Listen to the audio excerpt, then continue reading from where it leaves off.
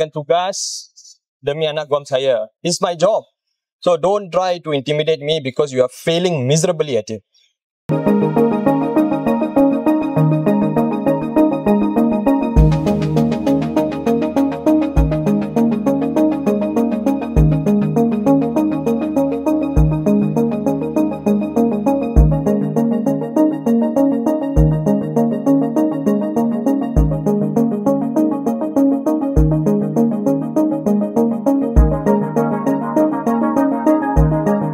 As your information, pasal masa first and second year Anwar naik, kan ramai yang minta sokongan daripada dia.